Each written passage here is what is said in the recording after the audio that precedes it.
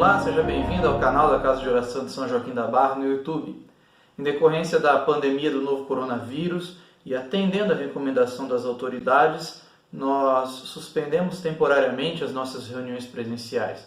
E enquanto nós não podemos nos reunir presencialmente, nós estamos criando alguns conteúdos aqui online. E eu peço que, se você não é inscrito, se inscreva no nosso canal, curta e também compartilhe para que nós possamos alcançar mais pessoas com a palavra de Deus nesses tempos de crise. Muito bem, eu gostaria de fazer uma meditação nesse momento a respeito de crise. Nós estamos vivendo um período complicado no nosso mundo, não apenas no nosso país, mas praticamente todo mundo tem enfrentado juntos esse novo vírus que tem surgido. Diante disso, as autoridades estão inquietas, não sabem muitas vezes o que fazer, as pessoas estão preocupadas, muitas pessoas estão se desesperando e o cenário é um cenário muito complicado, é um cenário único na nossa história. Então, diante disso, eu gostaria de pensar em um texto da Palavra de Deus que nos fala de como nós podemos andar com Deus em meio à crise, como nós devemos enfrentar esses dias em que nós temos vivido. E para isso, eu quero olhar para o livro de Abacuque e alguns versículos desse livro vão nos ensinar muito a respeito desse momento que nós estamos vivendo. Primeiramente, capítulo 2, versículo 4, que nos diz: Eis o soberbo, sua alma não é reta nele, mas o justo viverá pela sua fé. Ainda no capítulo 2, versículo 20, o Senhor, porém, está no seu santo templo, cale-se diante dele toda a terra. E ainda o capítulo 3, versículo 2, que nos diz: Tenho ouvido, ó Senhor, as tuas declarações e me sinto alarmado. Aviva a tua obra, ó Senhor, no decorrer dos anos, e no decurso dos anos faze-a conhecida. Na tua ira, lembra-te da misericórdia.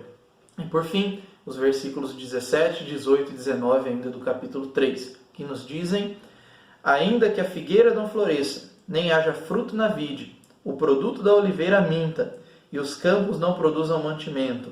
As ovelhas sejam arrebatadas do aprisco, e nos currais não haja gado. Todavia eu me alegro no Senhor, exulto no Deus da minha salvação.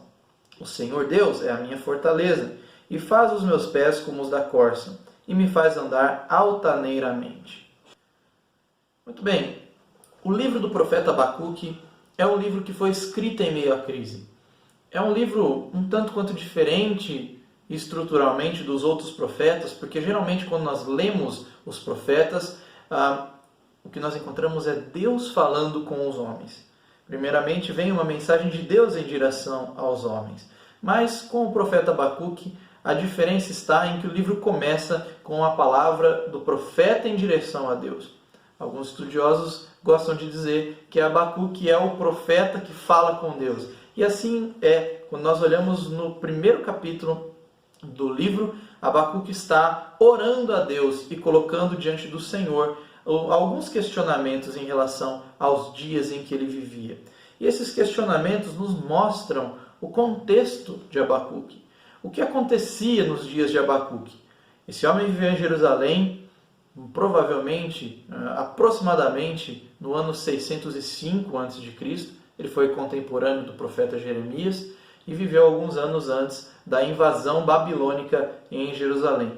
Invasão essa que posteriormente destruiu a cidade, e exilou o povo na Babilônia durante 70 anos. Isso nós encontramos relatado em vários profetas e também nos livros históricos da Palavra de Deus. Abacuque olha para a sua nação e ele ora a Deus e diz nos versículos 1 a 4 do primeiro capítulo: havia violência, havia injustiça, havia opressão, impunidade, os ímpios sobrepujavam acima dos mais necessitados. Os ricos se valiam das suas prerrogativas de riqueza e se tiravam vantagem dos mais pobres. Essa era a situação dos dias de Abacuque. Uma crise moral, uma crise social que se instaurava por toda a cidade de Jerusalém. Mas esse homem não está indiferente, esse homem não está quieto em relação ao que está acontecendo à sua volta. Mesmo em meio à crise, Abacuque está levando as suas petições, a sua situação diante de Deus. Ele sabia que Deus conhecia, Deus via tudo isso, mas mesmo assim está colocando diante do Senhor os seus questionamentos. Isso nos ensina uma primeira lição. Como servos de Deus, como povo de Deus, nós não podemos ser indiferentes ao mundo à nossa volta. Nós não podemos ser irresponsáveis. Nós não podemos menosprezar a crise. Nós não podemos ignorar a crise. Mas mesmo que nosso Deus conheça tudo, nós precisamos, através da oração, colocar diante dele as nossas inquietações, colocar diante dele as nossas ansiedades, as nossas preocupações. Porque ele sabe, ele conhece, mas ele também deseja que nós exercitemos a nossa confiança nele. É isso que Abacuque está fazendo. Ele está colocando diante do Senhor os seus questionamentos. Ele ora, ele questiona e Deus o responde. E a resposta do Senhor vem logo em seguida, relatada no livro de Abacuque, no capítulo 1, versículos 5 a 11. O Senhor responde para o profeta e diz que estava agindo, e diz que estava mandando a Babilônia para julgar e destruir Jerusalém. Esse seria o castigo de Deus para o pecado do povo.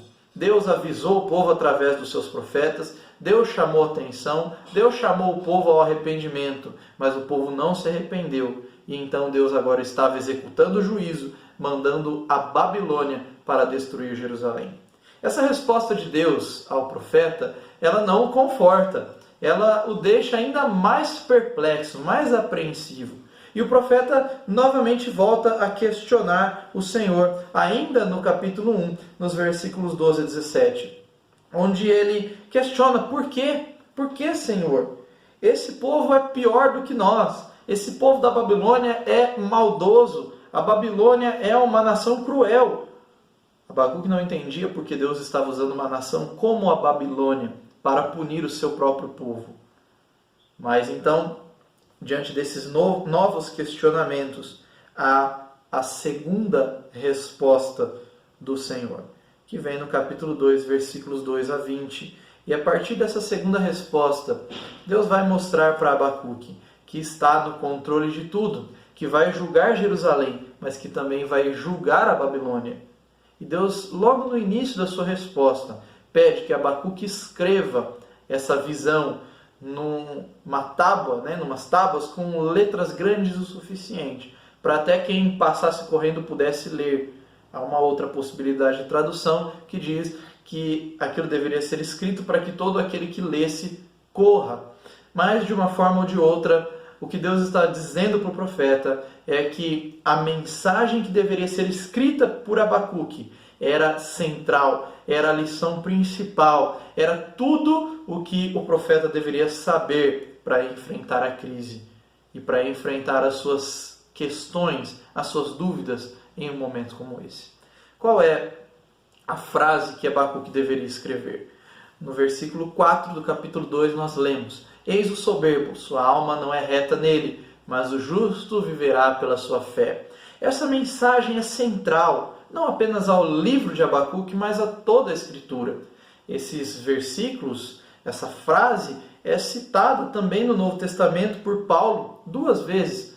Primeiro em Romanos capítulo 1, versículo 17, e também em Gálatas capítulo 3, versículo 11. Em Romanos capítulo 1, versículo 17, Paulo está mostrando que o justo viverá pela fé, porque no Evangelho se revela a justiça de Deus. Como assim? Será que esse versículo está nos dizendo que para que nós possamos enfrentar a crise nós temos que ser justos? Nós temos que ter méritos? É óbvio que não, porque a palavra de Deus afirma categoricamente que não há nenhum justo diante de Deus. Todos nós somos pecadores, todos nós falhamos, todos nós estamos destituídos, carentes da glória de Deus. Então, quem é o justo que vive pela fé? Paulo vai responder isso no versículo 16 do primeiro capítulo de Romanos, quando ele diz que o Evangelho é o poder de Deus para a salvação de todo que crê. Porque no Evangelho se manifesta a justiça de Deus de fé em fé. Como está escrito, o justo viverá pela fé. Veja, ali em Romanos, Paulo está mostrando quem é o justo. Justo não é aquele que tem méritos.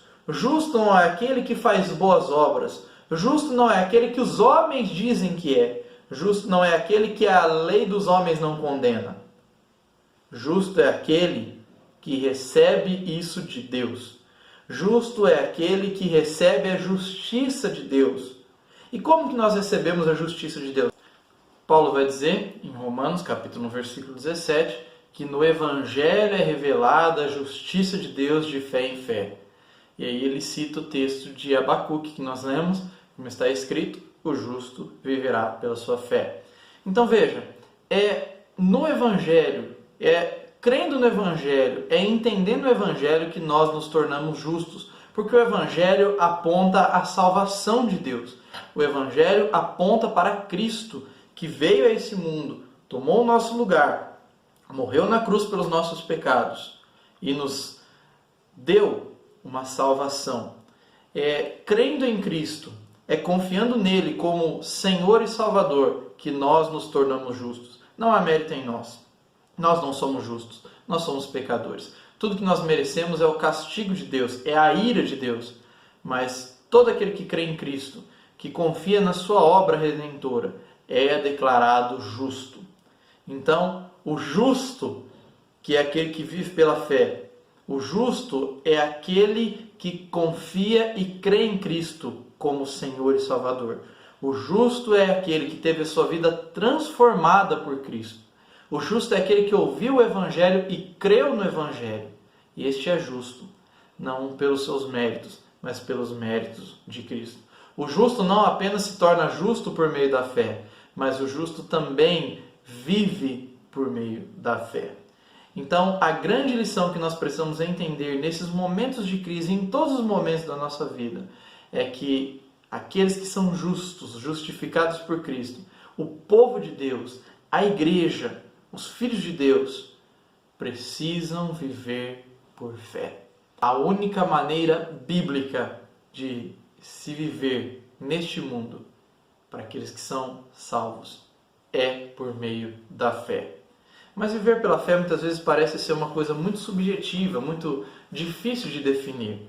Então, nós encontramos aqui no livro de Abacuque, na sua oração final, no capítulo 3, nós encontramos o que é viver pela fé na prática. Quais são as características daquele que vive pela fé? Abacuque vai nos ensinar, então, no capítulo 3. E a primeira verdade que nós aprendemos aqui é que viver pela fé é viver confiando na soberania de Deus, que sempre age de acordo com a sua vontade e sempre tem um propósito em tudo aquilo que faz. Deus é soberano. E o livro de Abacuque nos deixa isso muito claro. Abacuque questiona a respeito da injustiça. Deus responde mostrando que estava no controle. Deus responde mostrando que governa o mundo e que está agindo, mesmo que pareça que Deus está em silêncio. Ele sempre está agindo. Ele sempre está no controle. É muito interessante o que nós encontramos no profeta Isaías. Logo no capítulo 6, quando Isaías está narrando o seu chamado, ele diz: no ano da morte do rei Uzias, eu vi o Senhor assentado sobre um alto e sublime trono. É maravilhoso notar isso, é muito maravilhoso entender isso, que mesmo num contexto de crise, mesmo num contexto de instabilidade política, de instabilidade social e moral, Deus continua no trono. Deus continua tendo domínio da situação, tendo domínio do universo. E é isso que nós aprendemos aqui com Abacuque. Quando ele ora, no versículo 2 do capítulo 3, e diz: aviva a tua obra, Senhor, no decorrer dos anos. Ele, na verdade, está pedindo que Deus realize novamente as mesmas obras que Deus havia realizado no passado. Abacuque conhece a Bíblia. Ele sabe que ela está recheada do começo ao fim das obras de Deus. A Bíblia nos fala das obras de Deus, desde a criação até a consumação. Deus é o Deus soberano. Deus é o Deus que faz tudo de acordo com os seus planos. Deus tem um propósito em tudo que faz. E a Bíblia está escrita também para nos ensinar isso. Para nos mostrar que nada foge ao domínio do Deus soberano. Então, o que nós precisamos fazer é nos calar diante da soberania de Deus, como diz no versículo 20 do capítulo 2. O Senhor, porém, está no seu santo templo, cale-se diante dele toda a terra. Quando Abacuque ora, Senhor, aviva a tua obra no decorrer dos anos, ele está dizendo, Senhor, faz as obras que o Senhor já fez, eu confio na tua soberania. É isso que nós precisamos entender nos momentos de crise. Muitas vezes nós nos questionamos, né? Por que Deus permite que um vírus como o corona se esparrame tão rápido, mate tantas pessoas? Por que Deus permite a crise na saúde, a crise moral, a crise social? Na verdade, não nos cabe questionar, e sim nos calar, sabendo que o Senhor é soberano e que o Senhor está fazendo a sua obra no decorrer dos anos. Mas há também uma segunda característica do que se é viver pela fé. E essa segunda característica ainda está no versículo 2 do capítulo 3, quando Abacuque diz, na tua ira, lembra-te da misericórdia. Viver pela fé é viver descansando no Deus da misericórdia. Abacuque sabia que Deus estava irado naquele momento, irado com o pecado do seu povo, irado com a rebeldia, a idolatria do seu povo. Mas Abacuque também confiava e sabia, porque a Bíblia nos mostra que Deus é misericordioso para com os seus. Deus é misericordioso para com aqueles que o temem. O Salmo 103 nos diz que assim como o céu está elevado acima da terra, assim é grande a misericórdia de Deus para com os que o temem. Porque as suas misericórdias, elas não têm fim. Não é? Deus não nos trata de acordo com as nossas iniquidades. Deus não nos retribui de acordo com os nossos pecados. Mas Ele usa de misericórdia para conosco. Não nos dando aquilo que nós merecemos. Não nos castigando na medida em que nós merecemos. Lamentações nos diz que as misericórdias do Senhor são a causa de não sermos consumidos. Porque elas se renovam a cada manhã. Então, confiar na misericórdia de Deus para com os seus é confiar que mesmo que nós venhamos a sofrer nesse mundo, mesmo que nós venhamos a passar pela crise, Deus é misericordioso para com os seus. Deus está conosco, cuidando de nós. Isso não significa que nós seremos poupados da doença, poupados da crise, poupados de passar por tribulações, mas significa que Deus está conosco na crise, conosco nas tribulações, conosco nas inquietações da vida. Viver pela fé é descansar na misericórdia de Deus. Viver pela fé também é viver com responsabilidade, é não ignorar a situação à nossa volta. E Abacuque nos ensina isso. Ele não é indiferente à situação do seu povo, ele não é indiferente à crise que se alastra no seu país, mas ele vive com responsabilidade. Então, que nós possamos viver com consciência. A fé é racional, a fé não é apenas emocional, a fé não é apenas subjetiva, a fé é objetiva.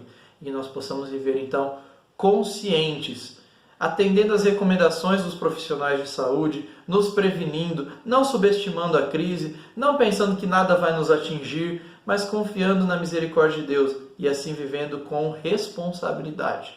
Por fim, viver em meio à crise e viver pela fé em meio à crise envolve alegrar-se no Deus que salva. O versículo 17 é muito conhecido, né? Quando Abacuque diz que ainda que a figueira não floresça, ainda que não haja fruto na vide, ainda que o produto da oliveira minta e os campos não produzam mantimento, ainda que as ovelhas sejam arrebatadas do aprisco,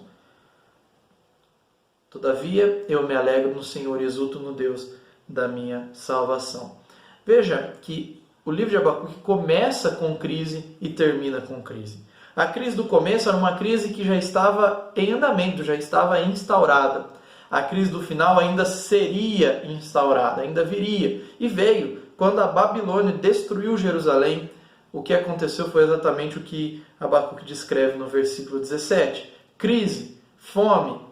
Se nós pensarmos numa cultura que dependia exclusivamente do campo e dos animais, não haver mantimento nos campos e nem animais à disposição, era fome, era miséria, era calamidade. Então, Abacuque descreve uma situação gravíssima de crise. Mas mesmo assim, mesmo diante da crise, Abacuque diz, me alegro no Senhor e exulto no Deus da minha salvação. O que faz Abacuque se alegrar nesses momentos de crise? Bom, parece paradoxal dizer que alguém pode se alegrar num momento como esse, né? Um momento de crise moral, social, financeira, né? Mas Abacuque se alegra porque ele sabe que Deus é o Deus da salvação, que há uma salvação preparada para todos aqueles que creem em Deus, para todos aqueles que são filhos de Deus, para todos aqueles que são salvos por Cristo. Exultarei no Deus da minha salvação. Há uma salvação, e ainda que toda a situação à nossa volta sugira que não há mais esperança, Deus tem uma esperança segura para todos aqueles que são salvos. Deus tem uma esperança futura e que chegará muito breve para todos aqueles que creem em Cristo, para todos aqueles que vivem pela fé. Então, viver pela fé nos capacita a se alegrar em Deus, porque Deus tem preparado uma salvação e garante essa salvação para nós. Num lugar onde não haverá mais choro, não haverá mais dor, não haverá mais lágrimas, não haverá mais crise, não haverá mais doenças. A glória de Deus. E isso é garantido para cada um de nós. E é por causa disso que nós nos alegramos. Porque diante de tudo isso que nós estamos vivendo hoje, diante das maiores calamidades que o mundo já enfrentou e ainda vai enfrentar, a salvação é muito maior, a salvação é incomparável. Alguém já disse que as tribulações existem na nossa vida para nos lembrar que o céu não é aqui. E não é mesmo. E que nós tenhamos sempre em vista, tenhamos os olhos abertos para essa realidade, que o céu não é aqui. E que nós aguardamos novos céus e nova terra. Nós aguardamos a bendita esperança. É apenas por causa disso que nós podemos nos alegrar. É apenas por causa disso que nós podemos nos regozijar em Deus. Porque ainda que nós vivamos nesse mundo em tribulações, em aflições, aquilo que está preparado para nós é incomparavelmente melhor. Então, essa crise do coronavírus serve para nos mostrar as consequências do pecado, as consequências da maldade do ser humano. Serve para nos mostrar também que Deus ainda está no controle. Serve para nos mostrar e nos conscientizar de que o céu não é aqui. E que diante dessa realidade nós possamos nos alegrar na salvação que está preparada para nós. Que nós tenhamos sempre os olhos fitos em Jesus, o autor e consumador da nossa fé. E que nós nos apeguemos mais a Ele. Que nesses momentos que nós não podemos nos reunir presencialmente, que nós não nos afastemos do Senhor, da comunhão com o Senhor, da oração, da meditação na palavra, que nós nos apeguemos com mais firmeza às coisas que nós temos visto e ouvido na palavra de Deus e que a nossa comunhão com o Senhor seja fortalecida nesses momentos de crise. Que nós vivamos pela fé, confiados na soberania do Senhor, descansando na sua misericórdia, vivendo com responsabilidade e também nos alegrando, porque há uma esperança de glória para todos aqueles que creem em Cristo.